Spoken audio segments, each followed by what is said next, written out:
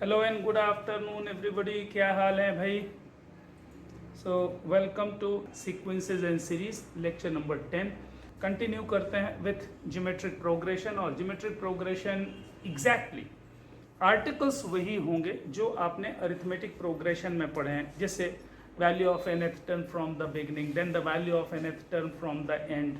फिर आपने पढ़ा selection of terms in AP, तो यहाँ पर भी selection of terms in GP होगा। फिर sum of n terms of AP, तो similarly sum of n terms of GP चलेगा। फिर आपने ज्योमेट्रिक मीन, जैसे वहाँ पर अरिथमेटिक मीन पढ़ा, यहाँ पर ज्योमेट्रिक मीन पढ़ेंगे। फिर जैसे वहाँ पर प्रॉपर्टीज ऑफ एपी पढ़ी, वैसे ही यहाँ पर प्रॉपर्टीज ऑफ जीपी पढ़ना, मतलब एग्जैक्टली आर्टिकल 1 to 1 बिल्कुल सेम है। हाँ, डिफरेंस आपको ये बात इसलिए होगी क्योंकि वहाँ पर जो सीरीज थी वो अरिथमेटिक थी, तो अरिथमेटिक में कॉमन डिफरेंस होता है, फर्स्ट टर्म होता है। यहाँ पर फर्स्ट टर्म होगा लेकिन कॉमन डिफरेंस नहीं होगा, उसकी जगह क्या आएगा, कॉमन रेशियो आएगा। तो जल्दी से बात एक बार देख लेते हैं साहब। हेडिंग ज्योमेट्रिक प्रोग्रेशन, जिसको अपन ने शॉर्ट में क्या बोला साहब, जीपी बोला है। तो देखिए ज्योमेट्रिक प्रोग्रेशन के बारे में मैंने क्या क्या बात की कि a progression in which ratio of two consecutive terms is same, है ना। second term divided by first term is third term divided by second term, fourth term divided by third term। अगर ये ratio same है then that progression will be what, geometric progression। arithmetic में क्या था, difference of the two, है ना, t2 minus t1, t3 minus t2, t4 minus t3, यहाँ पर t2 upon t1, t3 upon t2, t4 upon t3 etc. ऐसा चलेगा।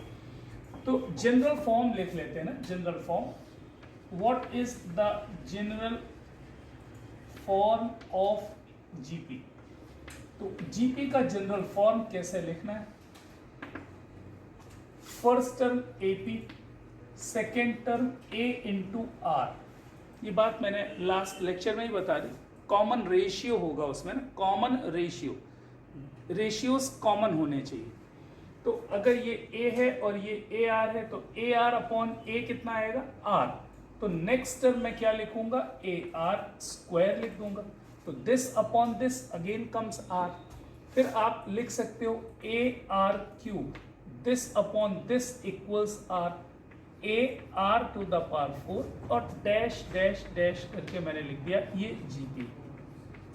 That is the general form of GP, A R, A R square, A r cube, A R 4 etcetera. आपको ये बात समझ में आती है कि साहब ये फर्स्ट टर्म है, ये सेकेंड टर्म, ये थर्ड टर्म वैल्यू, ये फोर्थ टर्म वैल्यू, ये फिफ्थ टर्म वैल्यू, सही है ना। आर क्या है, common ratio. R is nothing but what, common ratio. और कल ये बात भी हमने की थी कि अगर आर ग्रेटर देन 1 है या फिर r स्मॉलर देन 1 है, r की दो पॉसिबिलिटीज होंगी, या तो ग्रेटर देन 1 या फिर स्मॉलर देन 1। अगर r 1 से ज्यादा है तो जीपी जो बनेगी उसको हम बोलेंगे इंक्रीजिंग जीपी। क्या बोलने वाले हैं अपन, इंक्रीजिंग जीपी।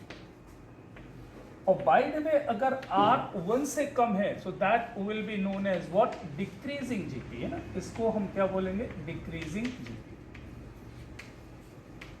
अच्छा, नाम से भी समझ में आ ही जाता है डिक्रीजिंग जीपी का मतलब क्या है, टर्म्स की वैल्यू कम होती जाएगी तो डिक्रीजिंग जीपी, टर्म्स की वैल्यू अगर बढ़ती जाएगी तो इंक्रीजिंग जीपी, इसमें तो कोई इशू है ही नहीं।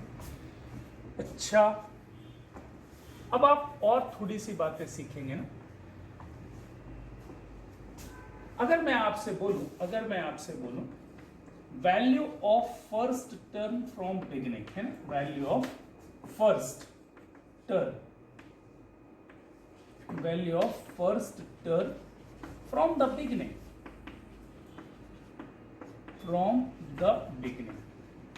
इसको डिनोट हम अलग अलग तरीकों से कर सकते हैं। बिगिनिंग से फर्स्ट टर्म, इसको मैंने डिनोट किया T1 से। How to read this, term 1 और first term from the beginning, what is its value, that is equals to what, A आएगा।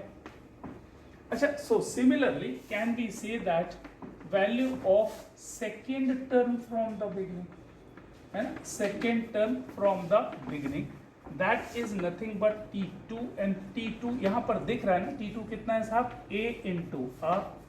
Value of third term from the beginning, तो value of third term मैंने बोल दिया। Third term beginning से third term T3 से represent होगा और वो कितना दिख रहा है, AR² है ना। ये टर्म की वैल्यूज लिख रहा हूं मैं, third term from the beginning. अच्छा, तो क्या मैं फोर्थ टर्म भी लिख सकता हूं साहब? Fourth term from the beginning बिल्कुल लिख सकता हूं, बिल्कुल लिख सकता हूं। तो T4 दिख रहा है ना, मुझे दिख रहा है AR3। अच्छा, इसको देखते हुए ना, इसको देखते हुए क्या मैं value of nth term from the beginning लिख सकता हूं? Value of nth term from the beginning, from the beginning, beginning से nth टर्म क्या होगा? यहां पर मैंने लिख दिया था Tn। तो ये दिख रहा है ना, जब यहां पर 4 था तो r की पावर क्या थी, 3 था। जब यहाँ पर 3 था तो यहाँ पर r की पावर 2 है। जब यहाँ पर 2 है तो यहाँ पर r की पावर 1 है।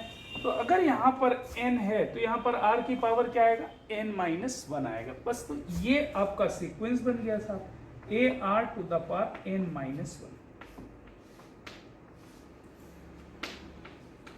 एग्जैक्टली वैसा ही चल रहा है साहब, है ना, जैसा जीपी में था, एपी में अपन ने क्या पढ़ा था, value of nth term from the beginning that is Tn is equals to what, a plus n-1 into d. यही पढ़ा था, a plus n-1 into D.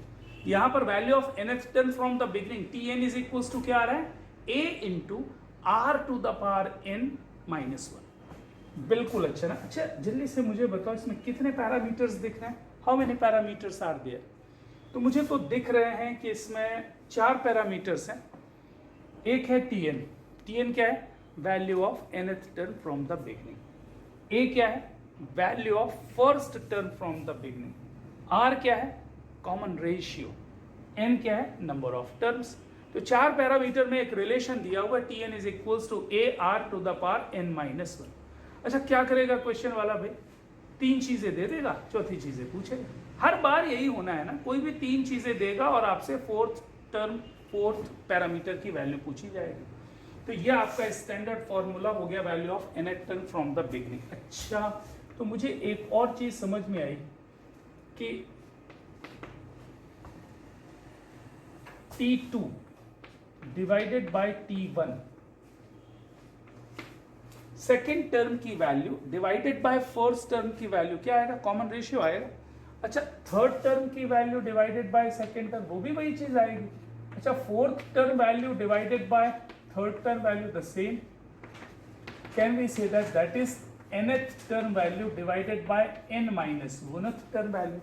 भाई कोई भी टर्म की वैल्यू और डिवाइडेड बाय उससे पहले वाले टर्म की वैल्यू से जब आप डिवाइड करोगे तो ये क्या मिलेगा साहब, ये कॉमन रेशियो आएगा, कॉमन रेशियो आएगा। तो कॉमन रेशियो निकालने के लिए आप कुछ भी कर सकते हो, T2/T1, T3/T2, T4/T3, Tn/Tn-1 है ना, किसी भी टर्म को उसके पहले वाले टर्म से डिवाइड कर दीजिए, you will get what, common ratio. कोई इशू नहीं। अच्छा, तो मुझे थोड़ा सा जनरल फॉर्मेशन में आपसे बात करनी है। अगर मैंने आपसे ऐसे बात कर ली, अगर मान लीजिए एक जीपी है जिसका फर्स्ट टर्म ए है ना, मान लीजिए कि एक जीपी है, उसका फर्स्ट टर्म कितना लिखा हुआ है, ए, और उसका कॉमन रेशियो है आर। देख रहे हो ना, first term is a, common ratio is r. तो अगर मुझे फर्स्ट टर्म मालूम है और कॉमन रेशियो मालूम है तो क्या मैं पूरी जीपी लिख सकता हूँ? हाँ, लिख सकता हूँ। पहला टर्म लिखा मैंने ए, फिर नेक्स्ट कितना हो जाएगा, ए इंटू आर, फिर उसमें फिर आर का मल्टीप्लीकेशन, फिर आर का मल्टीप्लीकेशन, फिर आर का मल्टीप्लीकेशन, मतलब कॉमन रेशियो से आप मल्टीप्लाई करते जाइए, आपको क्या मिल जाएगा, जीपी मिल जाएगी पूरी। दिख रहा है ना, फर्स्ट टर्म मालूम है, मान लीजिए कॉमन रेशियो मुझे मालूम है, तो ए में कॉमन रेशियो मल्टीप्लाई किया तो ए आर, फिर इसमें कॉमन रेशियो मल्टीप्लाई किया तो नेक्स्ट, फिर उसमें आर मल्टीप्लाई किया, फिर उसमें आर मल्टीप्लाई किया। एपी में क्या करते थे, कोई भी टर्म मिल जाता था फिर उसमें plus D plus D plus D plus D, तो प्लस प्लस प्लस करने से एक पूरी एपी बन जाती थी। यहाँ पर मल्टीप्लाई करने से पूरी जीपी बन जाएगी। बात समझ में आ रही? अच्छा अच्छा अच्छा, तो मुझे एक जल्दी से बताओ, अगर मुझे फर्स्ट टर्म ए मालूम है, कॉमन रेशियो आर मालूम है, और मुझे डायरेक्ट निकालना था what is the value of 10th term from the beginning. Beginning से 10th टर्म की वैल्यू, तो मैं खट से क्या लिखूंगा, AR⁴ 9। इसमें कुछ सोचने की जरूरत पड़ेगी क्या मुझे? नहीं ना भाई, value of nth term from the beginning A into R⁴ is standard, तो value of 10th term from the beginning AR⁴ हो जाएगा। अच्छा, तो ये समझ में आया कि अगर कभी मुझे value of 16th term from the beginning निकालना हो तो मैं AR⁵ निकाल लूंगा, इसमें भी कोई इशू नहीं। अच्छा, तो मुझे ये समझ में आया कि अगर मुझे m plus nth term from the beginning पूछ ले, if question is find out m plus nth term from the beginning, तो ये कितना हो जाएगा साहब, AR⁴m प्लस n-1। लिखने की मैं बात कर रहा हूं, जो परेशानी आपके साथ होती है वो मैं आपसे शेयर कर रहा हूं। अच्छा, तो मुझे कोई ने बोला कि साहब 2nth टर्म बताओ, क्या बताओ, 2nth term, first term is there, common ratio is there, and what is the value of 2nth term? इसको रीड करते बनना चाहिए, क्या लिखा, वैल्यू ऑफ 2nth टर्म। तो ये कितना हो जाएगा साहब, AR⁴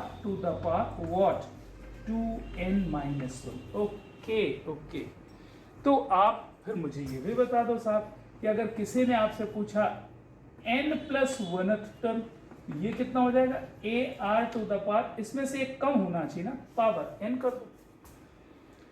मैं ये इसलिए आपको एग्जांपल दे रहा हूं कि अब अपन डायरेक्ट लिखने की आदत डालें। 2nth टर्म बोले, अच्छा PQth टर्म, आपको मान लीजिए बोला साहब फाइंड आउट PQth टर्म, इसको रीड कैसे करोगे, रीड करते नहीं बनता, PQth टर्म है ना, तो ये कितना होगा, AR⁴ PQ-1। बहुत ही अच्छा ना, बहुत ही अच्छा। तो उम्मीद करते हैं कि value of nth term from the beginning की बात आपको बिल्कुल क्लियर हो गई। आप केवल अभी नोट कर लेना, तो मैं कुछ और बातें जल्दी से आपसे शेयर कर लूँ, और मैं आपसे फिर से ये बता दूं कि हम कर क्या रहे हैं, हम वही काम कर रहे हैं जो AP में पहले देख चुके हैं। मैंने लिखा अगेन, अच्छा ये देखो जरा, ये लिखा है A, ये लिखा है AR, there is AR², there is AR³।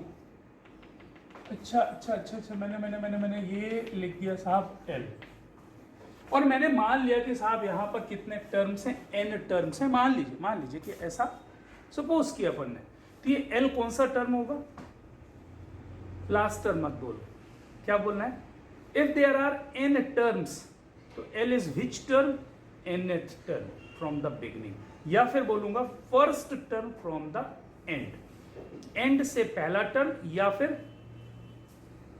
And से फर्स्ट टर्म, या फिर स्टार्टिंग से nth टर्म। अगर टोटल 40 लिखे होते तो L will be what, 40th term. Okay, अच्छा इसके पहले वाला टर्म लिखने के लिए क्या करना होता है, R से डिवाइड करना होता है। अच्छा इसके पहले वाला टर्म क्या होगा, जल्दी बताओ, इसके पहले वाला टर्म क्या मैं लिख सकता हूं कि L/R होगा, बिल्कुल होगा साहब। अच्छा इसके पहले वाला टर्म क्या होगा, L/R² होगा। अच्छा तो ये है first term from the and, this one is second term from the and, this one is third term from the end. तो मैं इसको देख करके क्या मैं value of nth term from the and direct लिख सकता हूं, value of nth term from the and.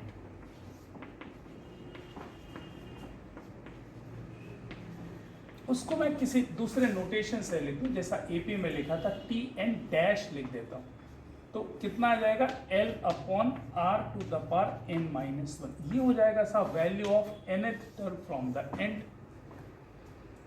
Value of nth term from the and. अब इसके लिए स्पेसिफिक बात क्या दिख रही है मुझे, स्पेसिफिक बात ये दिख रही है कि अगर मुझे एंड से nth टर्म निकालना है तो मुझे L मालूम होना चाहिए। जैसे यहां से स्टार्टिंग से टर्म निकालने के लिए मुझे A मालूम होना चाहिए, वैसे एंड से निकालने के लिए L मालूम होना चाहिए। तो कई बार तो L मिल जाता है, कई बार मुश्किल आती है, तो फिर आपको काउंटिंग मैंने AP में बताई थी कि भाई यहां से मुझे कोई टर्म निकालना है तो मैं इधर से काउंट ना करके इधर से काउंट कर लूंगा और इधर से टर्म निकाल लूंगा, उसमें क्या दिक्कत है। तो मैं यहां पर फिर से नोट लिख रहा हूं जो AP में लिखा था ना, if there are n terms, if there are n terms, कितने टर्म्स हैं साहब, n टर्म्स। मान लीजिए कि n टर्म्स टोटल हैं, टोटल कितने n टर्म्स हैं, then rth term from the end, rth term from the end, end से rth term, that is exactly same as n minus r plus 1th term from the beginning.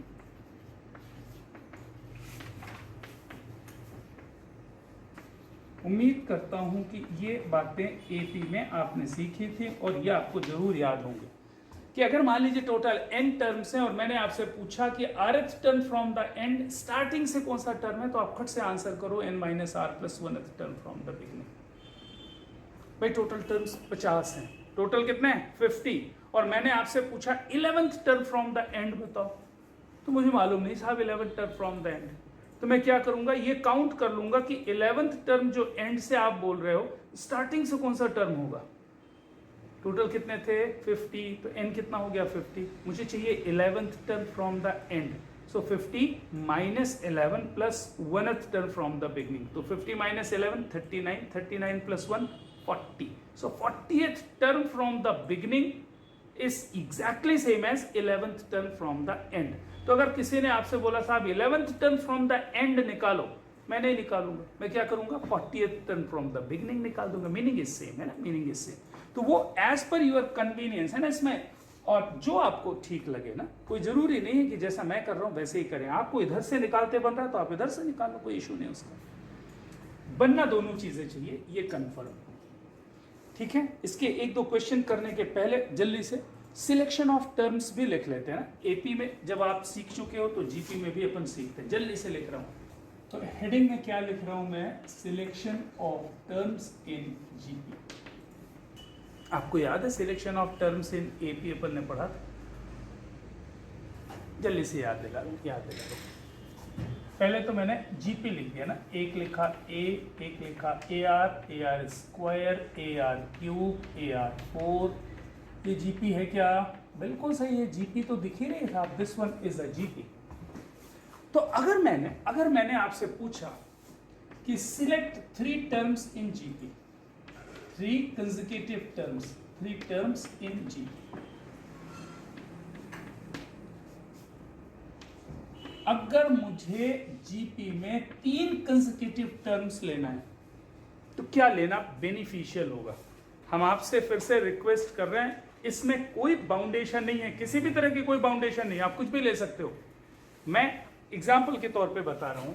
You can choose these 3 numbers, A R square, ये आप ले सकते हो, बिल्कुल ले सकते हो, बिंदास ले लो, कोई इशू नहीं। अच्छा दिमाग खराब हो आपका तो आप ये 3 ले लो, इससे भी कोई दिक्कत नहीं। अच्छा और क्या ले सकते हो, ये भी ले सकते हो ना, ये भी ले सकते हो, ये 3 भी ले सकते हो, as per your choice. If you want to find the 3 consecutive terms in GP, one can choose any 3 consecutive, कोई भी 3 आप सिलेक्ट कर सकते हो, but which one is beneficial, which one is advantageous to you, कौन सा ज्यादा फायदेमंद होगा आपके लिए, मैं आपको बता रहा हूं। इसके पहले वाला टर्म क्या होगा, ए बाय आर, अच्छा इसके पहले वाला टर्म क्या होगा, ए बाय आर स्क्वायर, अच्छा इसके पहले वाला टर्म क्या होगा, A by R cube, etcetera etcetera etcetera. ये पूरी जीपी है साहब, this one multiplied by R करोगे ये मिलेगा, इससे आर का मल्टीप्लिकेशन करोगे ये मिलेगा, इसमें आर मल्टीप्लाई करोगे ये पूरी जीपी दिख रही है। कैसे मालूम जीपी है, ए भाई this one upon this one r, this one upon this one r, this one upon this one r, this one upon this one r, this one upon this one r, 2 consecutive terms का ratio r आ रहा है, इसका मतलब क्या है कि ये तो जीपी ही होगा और तो कुछ होगा नहीं। तो मैंने क्या बोलना है कि अगर 3 टर्म्स जीपी में आपको सिलेक्ट करना है तो बेहतर क्या होगा वो आप हमेशा ध्यान रखें, a by r, a and A R, ये 3 कंसेक्यूटिव टर्म्स आपको लेने चाहिए, दैट विल बी एडवांटेजियस। कौन कौन से 3 कंसेक्यूटिव लेने चाहिए, ये 3, A by R, A and A R. ये केवल एक चॉइस की बात है, मैंने बोला इसमें बाउंडेशन नहीं है, मुझे बार बार परेशान मत करना पूछ पूछ के, सर ऐसा ले लूं तो, अरे तेरी मर्जी कुछ भी ले ले, हमेशा सही आंसर आएगा। हाँ ऐसा करने से थोड़ा सा कैलकुलेशन आसान हो जाता है, इसलिए ऐसा अपन करते हैं। अच्छा याद करो एपी में 3 टर्म्स क्या लेते थे आप, ए माइनस डी, ए प्लस डी लेते थे कि नहीं, 3 कंसेक्यूटिव टर्म्स। अच्छा 4 एपी में क्या लेते थे जल्दी बताओ। एपी में 4 लेते थे ये वाला ना, ए माइनस 3d, ए माइनस डी, ए प्लस 3d, सॉरी ए प्लस डी, ए प्लस 3d, ये आप 4 टर्म्स लेते थे साहब। एपी में 4 कंसेक्यूटिव टर्म्स आपको लेना होता था तो आप ये लेते थे, ए माइनस 3d, ए माइनस डी, ए प्लस डी, ए प्लस 3d। बस ये ध्यान रखना पड़ता था कि इसमें कॉमन डिफरेंस d था और इसमें common difference this minus this करके देखो, दिस माइनस दिस 2d होता था। अच्छा यहाँ पर अगर मुझे 4 टर्म्स, 4 कंसेक्यूटिव टर्म्स जीपी में अगर पूछ ले कोई ना, तो क्या लूंगा जल्दी बताओ, जल्दी बताओ। 4 टर्म्स अगर जीपी में लेना है तो जैसा इसमें ना a माइनस 3d, बस उसी सीक्वेंस में चलना है, उनको दिमाग में रखना है। a upon r cube, a by r, a r cube, ये काम करना है आपको 4।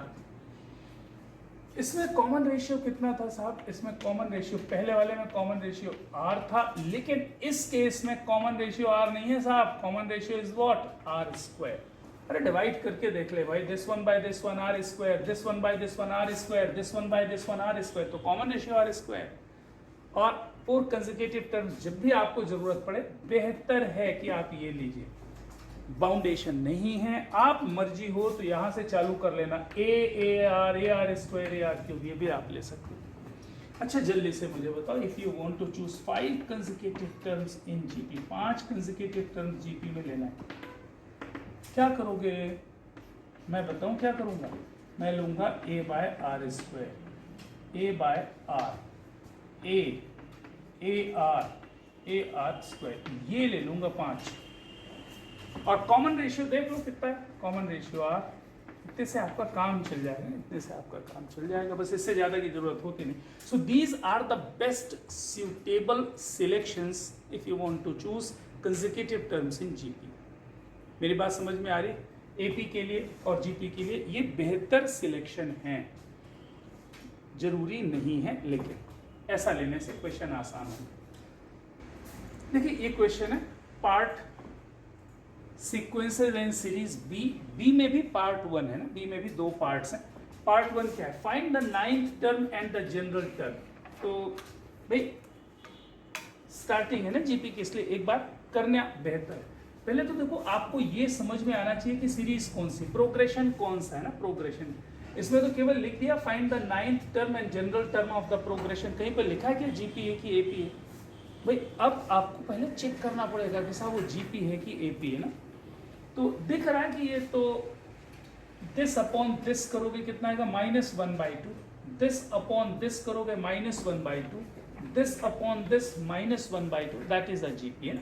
तो जीपी का फर्स्ट टर्म मुझे मिल गया साहब, a is equals to 1 and what is the common ratio, that is -1/2।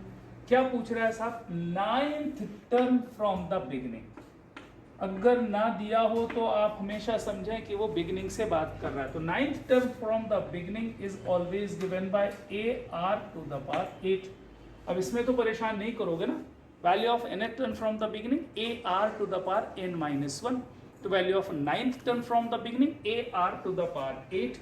और यहां से आपने लिख लिया साहब T9 is equals to what, ये 1 इंटू -1/2 टू द पावर 8, ये आपका आंसर हो गया। अच्छा तो 2 टू द पावर 8 कितना होता है साहब, 2 टू द पावर 8 256 होता है ना, 256। और नेगेटिव -1 टू द पावर 8 तो पॉजिटिव आएगा, तो 1/256 आपका आंसर हो जाएगा है। यहां से आपने 9th term from the beginning निकाल लिया। ओके आगे बढ़ते हैं ना। क्वेश्चन ये है कि find the 4th term from the end of GP. एक ये जीपी लिखी है ना 3, 6, 12, 24 से डैश डैश करके। अच्छा ओके देखो क्या हो रहा है ना, क्या हो रहा है कि ये 3072, ये डैश डैश करके 3072 आ रहा है। इसको यहां से हटा दिया मैंने, ये हटा दिया। अब ये क्वेश्चन पूछ रहा है find the 4th term from the and. अब देखो एंड से जो फर्स्ट टर्म है ये मेरे पास अवेलेबल है, तो मैं डायरेक्ट निकाल सकता हूँ, मुझे कोई दिक्कत ही नहीं होने वाली। अगर 3072 ना दिया होता फिर अपन हो सकता है कि वो fourth term from the and which term from the beginning ये कोशिश करते, लेकिन इसमें कोई इशू नहीं। तो इसने बोला साहब ये आपको first term from the and दिया हुआ है एल। अच्छा कॉमन रेशियो तो दिख ही रहा है साहब, है ना, 6/3 2, 12/6 2। इसका मतलब है कि common ratio R is equals to 2 है। अच्छा उसने ये पूछा है कि find out fourth term from the end, तो मैंने क्या किया, fourth term from the end, nth term from the end का फॉर्मूला आपने क्या पढ़ा, L divided by R to the power n-1। तो fourth term from the end है ना, ये कितना हो जाएगा साहब, L divided by R to the power 3 हो जाएगा। अच्छा L कितना दिया है, 3072, और कॉमन रेशियो आपने अभी निकाला 2 है, तो 2 to the power 3 that is 8। Divide कर दीजिए जो भी होगा वो आपका आंसर आ जाएगा, that is fourth term from the and. कोई डाउट? अच्छा देखिए क्वेश्चन नंबर 5 पे अपन चल रहे हैं ना, क्वेश्चन नंबर 5 पे बोल रहा है first term of GP is 1। GP का फर्स्ट टर्म दिया हुआ है 1 और sum of the third and fifth term is 90, find the common ratio. Question समझ में आ गया? हाँ, तो a is equals to 1 and sum of third term plus fifth term is equals to 90, ये दिया हुआ है साहब, है ना। थर्ड टर्म की वैल्यू प्लस फिफ्थ टर्म की वैल्यू कितनी है, 90। कॉमन रेशियो पूछ रहा है, तो let common ratio is equals to what, small r। ये मैंने कॉमन रेशियो मान लिया साहब, ठीक। तो थर्ड टर्म की वैल्यू कितनी होती है साहब, AR²। फिफ्थ टर्म की वैल्यू कितनी होगी, AR to the power 4 is equals to 90। देख रहे हो ना अच्छे से? हाँ देखते चलें। अच्छा साहब ये तो मुझे समझ में आ गया कि a तो 1 है, तो ये कितना हो जाएगा, R² plus R to the power 4 is equals to 90। अब इसको मुझे सॉल्व करना पड़ेगा तब तो R मिलेगा भाई, क्वेश्चन तो यही है, sum of the third and fifth terms is 90। ये आपको एक इक्वेशन मिल गया, आपको कॉमन रेशियो निकालना है। तो हमने क्या किया कि R² को x मान लिया ना, x, जिससे ये एक एलिमेंट्री क्वाड्रेटिक इक्वेशन में कन्वर्ट हो जाए। अच्छा ये हो गया साहब x² plus x minus of 90 is equals to 0। Quadratic factors बनेंगे, क्या क्या बन जाएगा साहब, यहाँ पर 10 और -9 आएगा, तो x plus 10 into x minus 9 is equals to 0। यहाँ तक किसी को कोई प्रॉब्लम? बिल्कुल नहीं, सही है ना? हाँ बिल्कुल सही लिखा था। अच्छा यहाँ से x की दो वैल्यूज आ रही हैं, यहाँ से x की दो वैल्यूज मिलेगी। एक तो x की वैल्यू आएगी -10 और x की वैल्यू एक आ रही है 9, इसमें कोई डाउट? अच्छा x अगर -10 है और x आपने क्या लिया साहब, R², तो R² इज इक्वल्स टू -10। ये तो पॉसिबल ही नहीं है साहब, है ना, ये पॉसिबल नहीं है भाई। स्क्वायर, किसी भी चीज का स्क्वायर ना नेगेटिव नहीं हो सकता, बिल्कुल सही। अच्छा यहाँ से मिल रहा है R² इज इक्वल्स टू 9, तो डेफिनेटली R की दो वैल्यूज आएंगे ना, एक आएगी 3 और एक आएगी -3। So these are the two values satisfying this condition. तो कॉमन रेशियो पूछ रहा है, तो कॉमन रेशियो आपके दो आ गए साहब, एक 3 आ गया और एक -3। सही, चलिए आगे देखते हैं। क्वेश्चन नंबर 6 कर रहे हैं ना, याद दिला दे रहा हूं कि साहब ये एग्जैक्टली एपी में भी आपने ऐसा ही क्वेश्चन किया है। एपी और जीपी के डिफरेंसेस तो आपको समझ में आएगी, उसमें कॉमन डिफरेंस है ना, प्लस प्लस प्लस करने से टर्म्स मिलता है, यहाँ पर मल्टीप्लाई करने से टर्म मिलेगा। क्या लिखा है, x y z respectively the pth qth and rth terms of a GP. मुझे ये शो करना है कि x to the power q minus r, y to the power r minus p into z to the power p minus q is equals to 1। तो देखो जो कुछ दिया हुआ है उसको साफ सुथरा लिखने की कोशिश करें। pth term of gp is equals to x, qth term of gp is equals to y, rth term of gp is equals to z। Okay, अच्छा और ये प्रूफ करने के लिए बोल रहा है साहब, तो मैंने क्या किया कि लेट फर्स्ट टर्म, है ना, first term is equals to capital A लिया है और कॉमन रेशियो मैंने इस बार कैपिटल आर लिया है। अच्छा, अब आप पूछना चाहोगे ना कि कैपिटल आर क्यों लिया भाई, जब अभी तक स्मॉल आर से रिप्रेजेंट कर रहे थे? बिकॉज ऑफ दिस आर, जिससे इससे कंफ्यूजन ना हो जाए। ये आर कॉमन रेशियो नहीं है, ये आर क्या है, आरथ टर्म ऑफ जीपी लिखा हुआ ना, ये आरथ टर्म ऑफ जीपी लिखा है, तो आप कंफ्यूज ना हो, इसलिए मैंने उसको कैपिटल आर ले लिया। अच्छा, कॉमन रेशियो कैपिटल आर लिया तो फर्स्ट टर्म को भी कैपिटल ए ले लिया, कोई बुराई तो नहीं है उसमें, आप चाहो तो छोटा ए ले सकते हो। अच्छा, जैसा जैसा दिया है पहले वो मैं लिख लेता हूं। किसी ने मुझे बोला कि pth टर्म इज x, तो what is the pth term of GP? a r to the power p minus 1। Seventh term क्या? a r to the power 6। nth term क्या? a r to the power n minus 1। तो pth term is what? a r to the power p minus 1। तो मैंने लिख दिया साहब a r to the power p minus 1 is given equals x। अच्छा, दूसरा a r to the power qth term की value आई है, तो a r q minus 1 is equals to कितना हो जाएगा? y। और rth टर्म की वैल्यू z है, मतलब a r to the power r minus 1 की वैल्यू दी हुई है z। ये तीन चीजें मेरे पास अवेलेबल हैं और इनसे आपको ये प्रूव करना है। अरे यार, ये तो दिख रहा है, बोल रहा है कि x की पावर q माइनस r करिए, मतलब x की पावर q माइनस आर करूंगा तो इसकी पावर भी q माइनस आर हो जाएगा। y की पावर r माइनस पी बोल रहा है करने को, तो इसकी भी पावर r माइनस पी हो जाएगा। z की पावर क्या चाहिए? p माइनस क्यू, तो इसकी भी पावर p माइनस क्यू हो जाएगा। कोई दिक्कत नहीं। तो मैंने क्या किया, यहाँ से ना, यहाँ से आगे बढ़ रहा हूँ मैंने क्या किया, x टू द पावर क्या चाहिए? q minus r. तो x to the power q minus r जरा बताओगे अच्छा सा, देखे क्या बनेगा? x की power q minus r equals इसकी पावर q माइनस आर, मतलब a to the power q minus r multiplied by इसकी पावर q माइनस आर, मतलब r की power p minus 1 multiplied by q minus r, है ना? बिल्कुल, power तो लेते बनती है ना भाई, हाँ सही। अच्छा, y की पावर करोगे तो क्या होगा? कितना चाहिए y की पावर? r माइनस पी चाहिए, तो मैंने y की पावर r माइनस पी निकाल दिया।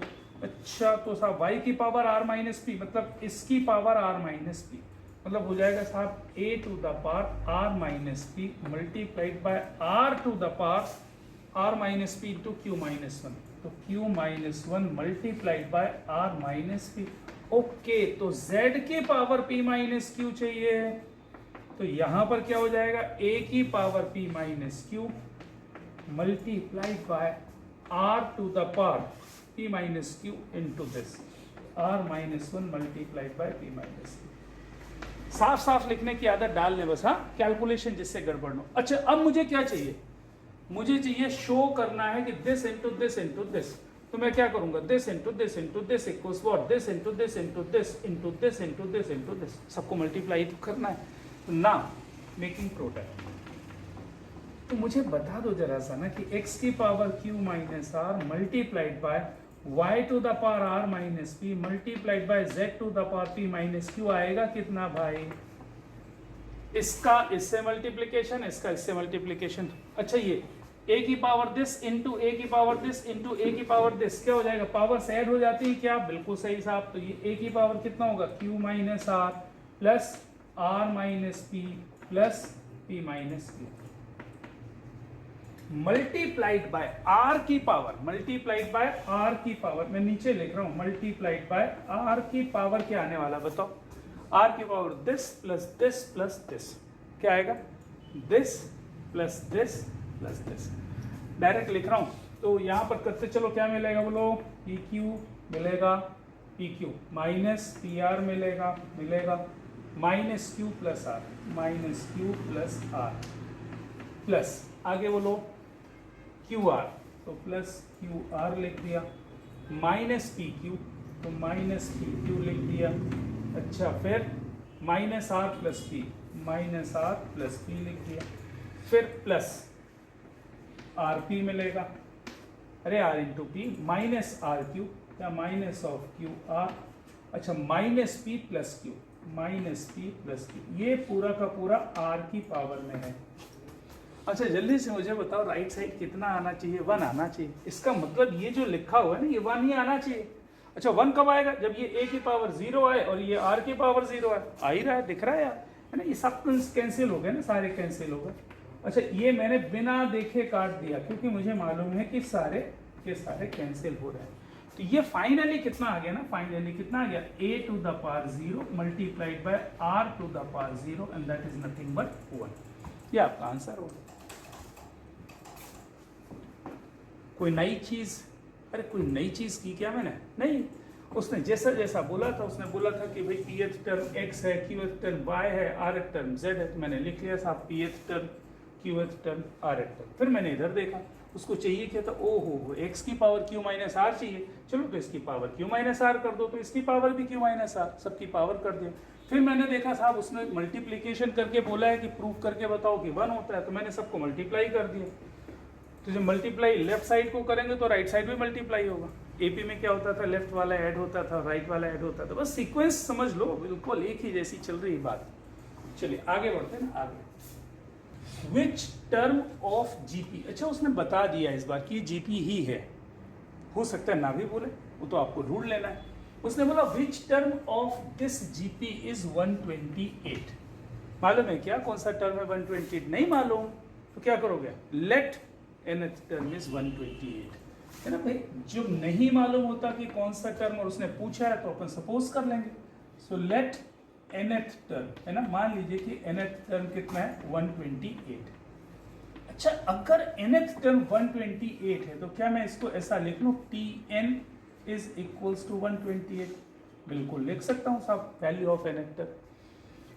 अच्छा फिर मैंने ये देखा कि साहब a कितना है, मैं देख लेता हूं। What is the a? First term is 2. What is the common ratio? Oh, common ratio कितना? This upon this √2 आएगा। अच्छा this upon this √2 आएगा, इसका मतलब √2 is common ratio। अच्छा वैल्यू ऑफ nth टर्म, मुझे फॉर्मूला बनता है। वैल्यू ऑफ nth टर्म का फॉर्मूला होता है ar to the power n-1, that is 128। अच्छा ऐसा है, तो ये लिखा है √2, a कितना है? 2 इंटू √2 की पावर n-1, ये कितना दिया हुआ है साहब? 128। अच्छा इससे डिवाइड कर दिया और ये मैंने क्या लिख लिया? 2 की पावर, √2 को क्या लिखते हो? 2 की पावर 1/2, तो ये कितना हो गया? 2 की पावर n-1/2, सही है ना? अच्छा 128 divided by 2 is nothing but what? 64। 64 is what? 2 to the power 6। अरे सही है। √2 को आप क्या लिखते हो? 2 टू द पावर 1/2। तो 2 टू द पावर 1/2 और उसकी पावर n-1 है, मतलब 2 टू द पावर n-1/2 है। तो पावर्स को इक्वेट कर दो साहब, है ना, ये इसके इक्वल होगा। तो n-1/2 इज इक्वल्स टू 6। यहां से n मिल गया मुझे साहब 13। So which term of this GP is 128? 13th term of GP is 128। ये आपका आंसर हो जाएगा। 5th, 8th and 11th term. देखो 5th टर्म ऑफ जीपी, तो पहले तो मैंने लिख लिया साहब जीपी का 5th टर्म कितना दिया हुआ है? p दिया हुआ है। जीपी का 8th टर्म क्या दिया हुआ है? q दिया हुआ है। अच्छा और 11th term is what? p11, ये कितना दिया हुआ है साहब? s दिया हुआ है। ये 3 चीजें गिवन और शो करना है, इसको जरूर ध्यान में रखना साहब कि क्या शो करना है। q का स्क्वायर इक्वल्स ps होगा। तो मुझे बताओ 5th टर्म, अरे 5th टर्म होगा कितना? अगर मैं फर्स्ट टर्म मान लूं ना, इस जीपी का फर्स्ट टर्म कितना ले लिया मैंने? a और कॉमन रेशियो ले लिया r। First term is a and common ratio is r। What is 5th term? a r to the power 4, है ना, ये a r to the power 4। अच्छा 8th टर्म कितना होगा? a r to the power 7। अच्छा s 11th term कितना होगा? a r to the power 10। अब जो उसने बोला है वो निकाल के देख लो साहब। q का स्क्वायर करने के लिए बोला है, तो मुझे यहां से दिखाएगा साहब कि q स्क्वायर करूंगा तो कितना आएगा? a square multiplied by r to the power 14। सही है क्या? बिल्कुल सही है। अच्छा और फिर Q P इंटू एस बोल रहा है तो P इंटू एस निकाल के देख लो, तो P इंटू एस, ऐसे देखो बेटा, A तो A इंटू ए स्क्वायर हो गया भैया, और दिस इंटू दिस ना, this into this r to the power 14 हो गया। तो यहाँ से मुझे समझ में आ गया साहब कि Q स्क्वायर किसके इक्वल है, बेसिकली P एस के इक्वल।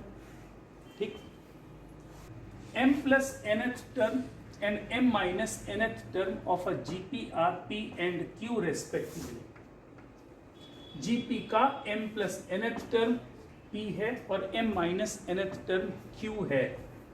आपको ये शो करना है कि mth and nth term, you have to show that mth term under root PQ होगा और nth term ये होने वाला है। तो देख के अजीब अजीब सा लगने लगता है ना, कि देख के ऐसा बड़ा बड़ा सा लगने लगता है आपकी, तो बड़ा मुश्किल सा क्वेश्चन, लेकिन होगा तो आसान है भाई। कोई भी टर्म अगर जीपी के निकालनी है तो मुझे क्या मालूम होना चाहिए, जल्दी सोच के बताओ भाई। फर्स्ट टर्म और कॉमन रेशियो है ना, ये दो चीजें चाहिए। उसके लिए कुछ ना कुछ दिया होगा उसने, हाँ दिया है साहब। उसने बोला कि जीपी का m प्लस nth टर्म कितना है, p है, और इस जीपी का m माइनस nth टर्म कितना दिया हुआ है, q है, ये दिया हुआ है। और शो क्या करना है मुझे, टू शो, मुझे शो करना है कि साहब mth term of gp is equals to root pq है, और nth टर्म ऑफ gp ये भारी भरकम सा है, p into q by p whole की पावर कितना दिया है, q by p whole to the power m upon 2n। ये आपको शो करना है, सही है। अच्छा जल्दी से मुझे बताओ कि अगर mth टर्म मुझे पूछा जाए, what is the value of mth term, a r to the power m minus 1, यही होगा ना mth टर्म। अब nth टर्म क्या होगा, a r to the power n minus 1। अच्छा, इसका मतलब अगर मुझे mth और nth टर्म चाहिए, इसका मतलब मुझे क्या चाहिए, कॉमन रेशियो r चाहिए और फर्स्ट टर्म a चाहिए। इन दो में से अगर कोई भी चीज, दोनों चीजें मिल जाए, मैं कोई भी टर्म निकाल लूंगा जीपी का ना भाई। और उसी के लिए तो भैया जी ये दिया होगा ना, ये दिया। तो मैंने क्या मान लिया कि लेट फर्स्ट टर्म, मैंने मान लिया कि फर्स्ट टर्म a है, और कॉमन रेशियो भी मैंने मान लिया छोटा r है ना, ये कॉमन रेशियो और ये फर्स्ट टर्म।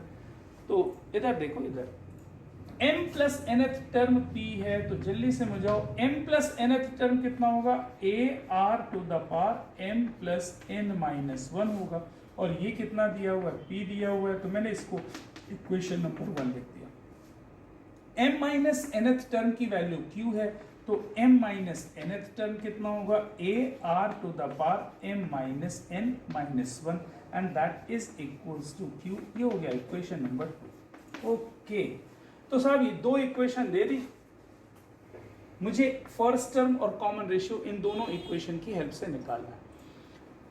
तो क्या करेंगे साहब, एक काम करते हैं ना, इसको इससे डिवाइड कर देते हैं, तो a कट जाएगा तो मुझे कॉमन रेशियो मिल जाएगा r, फिर r को किसी एक में रख देंगे तो उससे, सॉरी r को किसी एक में रख देंगे तो मुझे फर्स्ट टर्म मिल जाएगा, और फर्स्ट टर्म और कॉमन रेशियो मिल गया, मैं तो कोई भी टर्म निकाल लूंगा भाई।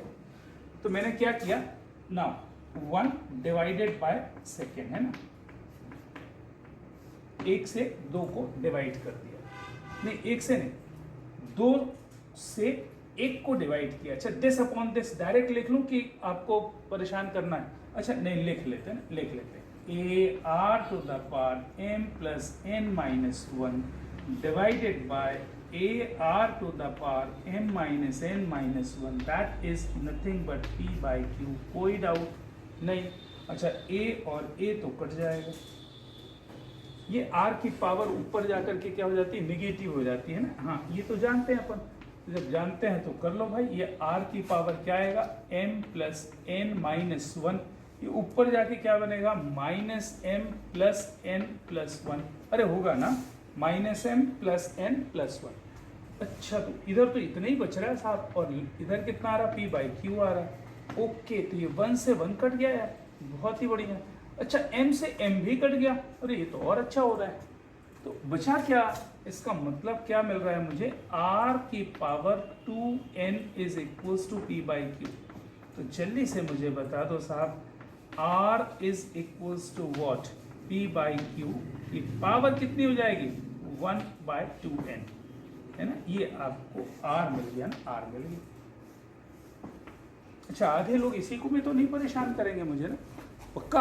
अच्छा इधर देख लो भाई, कोई भरोसा नहीं ना, कुछ कोई भरोसा नहीं। जैसे मान लीजिए कि x cube is equals to p लिखा है, अच्छा x square is equals to p लिखा, तो एक्स कितना होता है साहब? पी का स्क्वायर रूट, मतलब पी की पावर 1/2। अच्छा अगर एक्स की power 3 is equals to p लिखा होगा तो एक्स कितना होगा? पी का क्यूब रूट है ना, पी का क्यूब रूट मतलब पी टू द पावर 1/3। यहाँ पर x to the r to the power 2n is equals to, अगर ये लिखा है तो r कितना होगा? p बाई क्यू का 2nth रूट मतलब 1/2।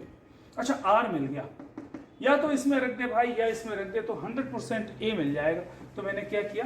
पुट इन, सो फ्रॉम 1, बहुत आराम से कर रहा हूं मैं, बहुत आराम से कर रहा हूं, फ्रॉम 1। तो 1 पे जब मैंने रखा ना यहाँ पर, तो a इंटू आर की जगह ये कहानी लिखनी, p बाई क्यू की पावर कितनी है साहब? 1/2n, और इसकी पावर कितनी है? m प्लस n माइनस 1, तो इसकी पावर है साहब m प्लस n माइनस 1। बहुत ही अच्छा ना, और ये इज इक्वल्स टू लिखा है p। तो जल्दी से मुझे बता दो कि a कितना मिल गया? a मिला p divided by this, p divided by this, as it is लिख दिया मैंने, कुछ भी नौटंकी नहीं की साहब, जैसा लिखा है वैसा ही लिख दिया। ये मिला m प्लस n माइनस 1 और डिवाइडेड बाय 2n, ये पावर में है हम, ये a मिल गया। तो common ratio is there, first term is there. बस केवल और केवल प्रॉब्लम क्या आ रही है? बड़े बड़े से एक्सप्रेशन दिख रहे हैं, लेकिन है तो वही। अगर यही चीज नंबर में होता ना कि 15th term is 7 and 9th term is कुछ लिखा होता तो कितना आसान हो जाता कैलकुलेशन। तो ये फर्स्ट टर्म मिल गया, कॉमन रेशियो मिल गया, दो चीजें मिल गई मुझे। और क्या चाहिए मुझे? जो निकालना है वो अपन देख लेते हैं। उसने बोला mth टर्म की वैल्यू बताओ, तो नाउ mth टर्म, तो नाउ mth टर्म की वैल्यू मुझे तो समझ में आती है कि a r की पावर m माइनस 1 होती है साहब। a ये लिखा हुआ है, r ये लिखा हुआ है, रख दो, सिंप्लीफाई करो, रूट पी क्यू आना ही चाहिए, तो कोई इशू नहीं। मैंने लिखा साहब P M is equal to A, ये जैसा लिखा वैसे लिख दिया, p divided by p by Q की पावर कितना लिखा है भाई? कितना लिखा है? m plus n minus 1 upon 2n into r की पावर m माइनस 1, इसकी पावर m माइनस 1, इसकी पावर m माइनस 1, तो मैंने लिख दिया इंटू पी बाई क्यू की पावर m माइनस 1, मतलब ये हो गया m minus 1 upon 2n। Okay, इसकी पावर m माइनस 1। अच्छा अब इसको कैलकुलेट करना है, तो p बाई क्यू की पावर ये लिखी और divide by p by Q की पावर ये लिखी, तो ये पावर ऊपर जाकर के क्या हो जाएगी? नेगेटिव हो जाएगी। तो लिख लेते हैं साहब, है ना, लिख लेते हैं। ये मैंने ये लिखा, mth term is equals to a into, नहीं a नहीं p, यहाँ पर तो p है इंटू p बाई क्यू की power this minus this. Okay, तो मैंने क्या लिखा? p बाई क्यू की पावर दिस माइनस दिस, आराम से लिख रहा हूँ ना, आराम से, m माइनस 1 अपॉन 2n, और माइनस में क्या है साहब? m plus n minus 1 upon 2n। अच्छा, तो ये मिल रहा है साहब p into P by Q की पावर, देख लो जरा क्या बचेगा। अब डायरेक्ट लिख लेते हैं ना, बहुत लंबा हो जाएगा नहीं तो। अच्छा m माइनस m और m तो कट जाएगा। अच्छा ये माइनस 1 है और ये प्लस 1 हो जाएगा तो वो भी कट जाएगा। अच्छा केवल बचेगा कितना? Minus n। क्या बचेगा? माइनस ऑफ n बचेगा। अच्छा minus of n divided by 2n, minus of n divided by 2n minus 1/2, तो ये आ गया था पावर माइनस 1/2। अरे ठीक है, इतनी तो बनती है ना, इतना तो डायरेक्ट लिख सकते हैं। अच्छा तो यहाँ से मिल गया p इंटू पी की power minus of 1/2 upon q की पावर माइनस 1/2। अच्छा ये p की पावर 1 है, तो 1 माइनस 1/2 1/2, तो p की पावर 1/2।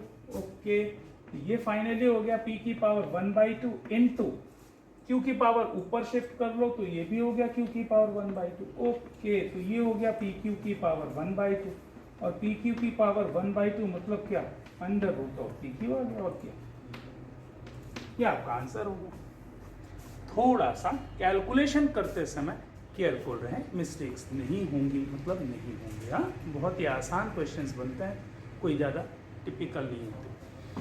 तो ये तो मैंने साहब अभी mth टर्म निकाला, उसने nth टर्म भी पूछा है, तो जैसे mth टर्म मैंने ये लिखा, वैसे nth टर्म कितना हो जाएगा, ar to the power n minus one, ar to the power n minus one, और वहाँ से काम हो जाएगा साहब आपका, a और r फिर से रख दीजिएगा, तो जिस तरह की वैल्यू चाहिए वो मिलेगी मिलेगी। सही है ना?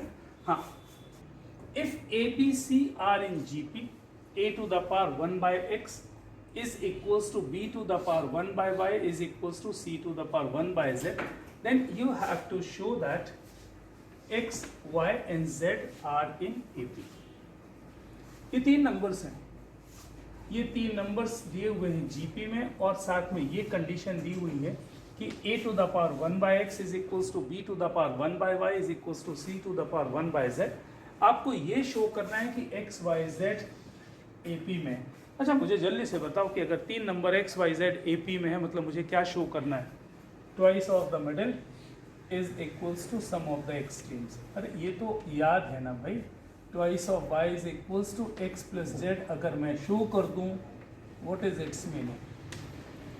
अरे भाई x, y, z अगर AP में है, मतलब मुझे क्या शो करना है, 2 times middle term is equals to sum of extreme show करना है, 2 times y is equals to x plus z show करना है, 2 times y is equals to x plus z। अगर ऐसा हो गया तो x, y, z AP में होंगे। ठीक, तो ये दिया हुआ है और ये दिया हुआ है, इसकी हेल्प से मुझे ये शो करना है। तो साहब मुझे ये जो समझ में आ रहा है कि a to the power 1 by x is equals to b to the power 1 by y is equals to c to the power 1 by z, ये दिया। मैं क्या इसको k मान लूं? क्या मैं इसको k मान सकता हूँ? अच्छा, अगर मैंने इसको k मान लिया तो जल्दी से मुझे बताओ कि x कितना हो जाएगा ना, a कितना हो जाएगा, a कितना हो जाएगा, कोई ये तो बोलो भाई। अगर a to the power 1 by x is equals to k दिया हुआ है, तो x, a की वैल्यू कितनी होगी, x स्क्वायर, या ऐसा लिख देता हूँ, x की power 1 by 5 is equals to 2 दिया हुआ है, तो x is equals to 2 to the power 5 होगा, है ना, 2 टू द पावर 5 हो जाएगा। अच्छा, इतनी बात तो समझ में आ रही है ना? तो बस a इज इक्वल्स टू कितना हो जाएगा, k to the power x हो जाएगा। अच्छा, दिस इक्वल्स दिस, तो b इज इक्वल्स टू कितना हो गया, k to the power y। अच्छा, दिस इक्वल्स दिस, इसका मतलब c इज इक्वल्स टू कितना हो जाएगा, k to the power z। ऐसी कहानी हो जाएगी ABC की। अच्छा, अब बात आती है किसकी, दिया हुआ है ABC GP में है, तो अगर ABC GP में है, इसका मतलब second term divided by first term is equals to third term divided by second term. ए भाई, अगर तीन नंबर GP में दिए हैं, इसका क्या मतलब है, second divided by first is equals to third divided by second. Okay, अच्छा, यहाँ से मुझे क्या मिल रहा है, यहाँ से मुझे मिल रहा है कि b square is equals to a into C है, ये गिवन है, ये दिया हुआ है, और ABC की वैल्यू ये दी हुई है। चलो रख देते हैं, तो b स्क्वायर का मतलब कितना हुआ, b स्क्वायर का मतलब k to the power y का स्क्वायर। अच्छा, a मतलब k to the power x multiplied by k to the power z। Okay, तो यहाँ से मिल रहा है k to the power 2y is equals to k to the power x plus z। अच्छा अच्छा अच्छा, तो इसका मतलब ये हुआ कि 2y x प्लस z के इक्वल है। बहुत ही अच्छा, और अगर 2y x प्लस z के इक्वल है, so can we say that what, y x y z are in AP, x y z are in AP, x y z किस में होगा साहब, AP में हो जाए। तो ये बात अपन ने की है कि साहब अगर आपको AP के 3 टर्म सिलेक्ट करने हैं तो बेहतर क्या होगा, a बाई आर, a और AR सिलेक्ट करें। 4 करने हैं तो a by R cube, a by R, AR and AR cube करें। 5 करना है तो a by R square, a by R, AR and AR square करें, है ना, कॉमन रेशियोज अलग अलग होंगे। Sum of 3 numbers in GP is 56।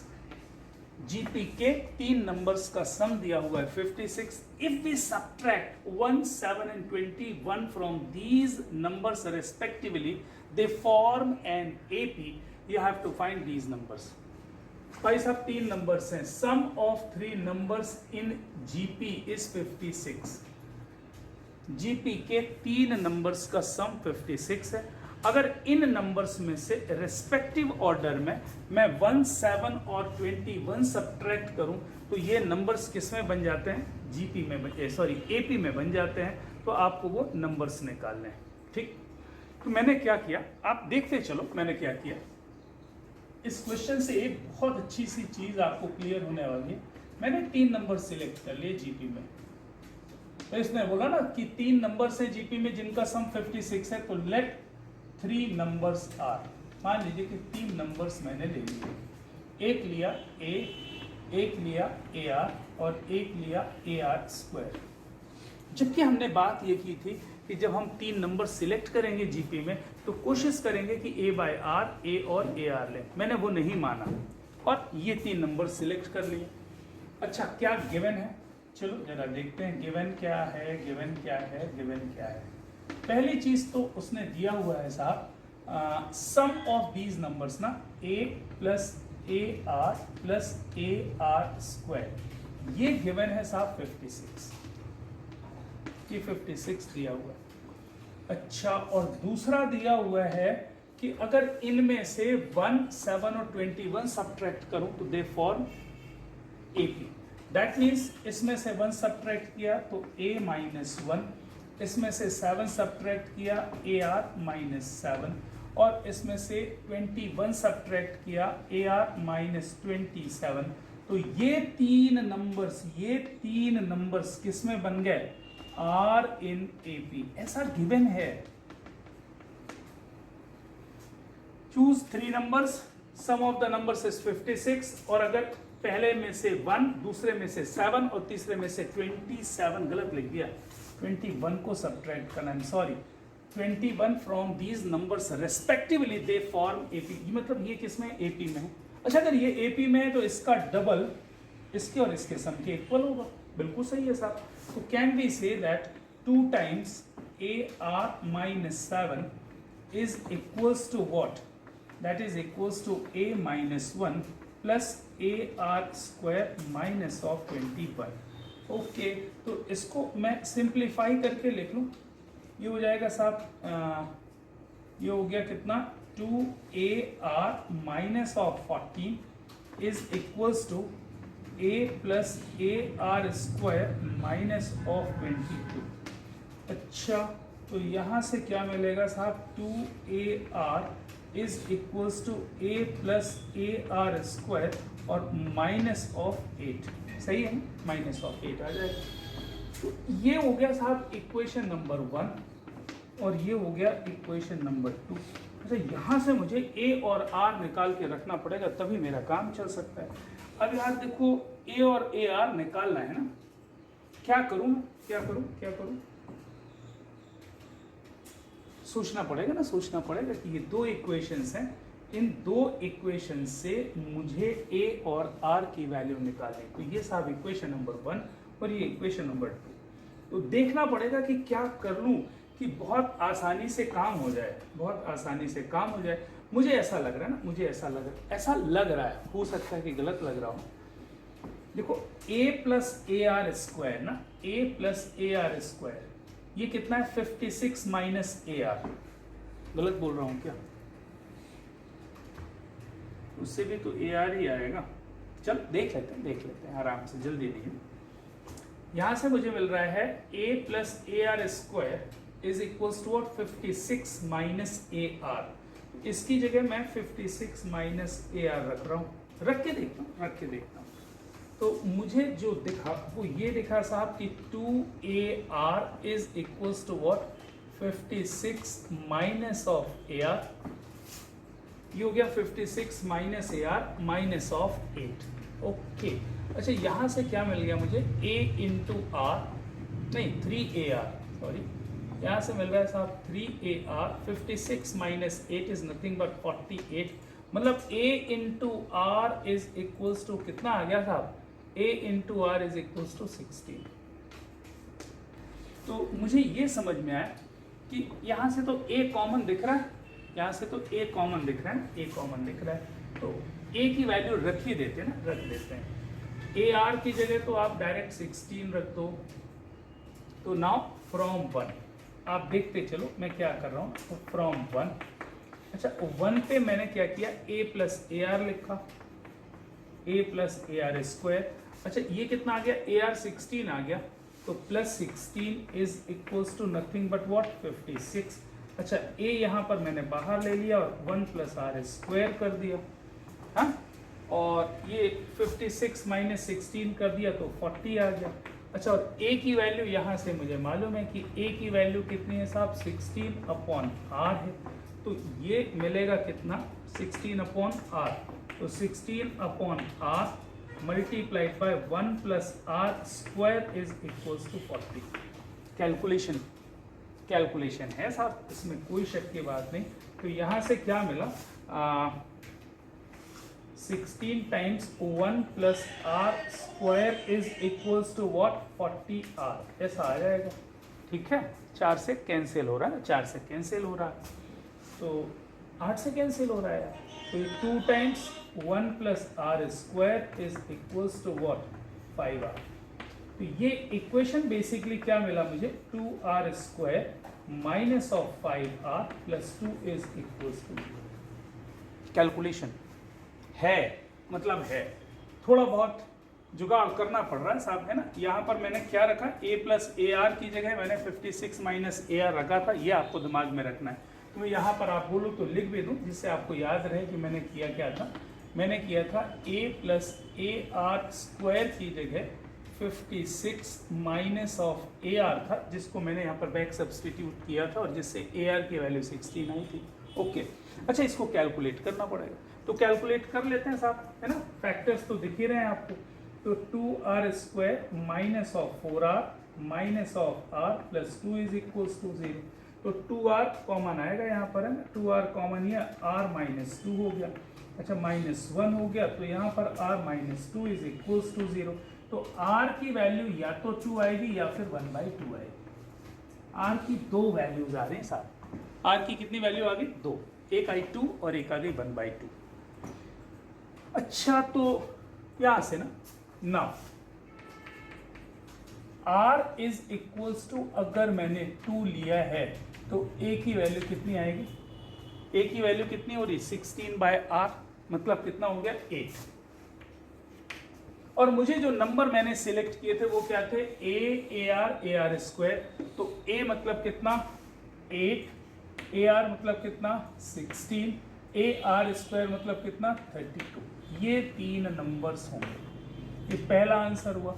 Bye the way अगर r को आपने 1/2 ले लिया, r को कितना ले लिया 1/2, तो अगर मैं r को 1/2 लूंगा तो यहाँ पर a कितना आएगा 32 आएगा ना, a कितना आएगा 32 आएगा, तो a इज इक्वल्स टू 32 आएगा। और नंबर्स आपने क्या लिए हैं, ए आर स्क्वायर, तो ये a है तो दैट इज व्हाट 32। फिर इसमें r को मल्टीप्लाई करोगे तो 16, फिर r स्क्वायर को मल्टीप्लाई करोगे तो 8। तो आप देख रहे हो नंबर्स, या तो आप ये 3 नंबर्स ले सकते हो 8, 16, 32, या फिर रिवर्स ऑर्डर में भी ले सकते हो 32, 16 एंड 8, ये आपकी वर्किंग। तो ये मैंने आपको बताया क्वेश्चन क्या करके, इसको मैंने मेथड 1 लिख दिया ना, जानबूझ करके किया है मैंने 3 नंबर्स लिए ए आर और ए आर स्क्वायर, और इनकी हेल्प से कैलकुलेट करके ए और आर निकाला गिवन कंडीशन को यूज करते हुए, और 3 नंबर्स मैंने निकाल के बताया साहब कि वो 8, 16 और 32 आएगा। आपका जॉब क्या है, आपका जॉब ये है कि इन 3 नंबर्स की जगह आप ए बाय आर, ए और ए आर मान के चलिए, ये 3 नंबर्स हैं, और फिर से वही चीज करिए जो मैंने की है। आप डिफरेंस देखो, कई बार ऐसा होगा कि इस सिलेक्शन को लेने से क्वेश्चन बहुत आसान हो जाएगा, कई बार ऐसा होगा कि इस सिलेक्शन को लेने से क्वेश्चन बहुत आसान हो जाएगा।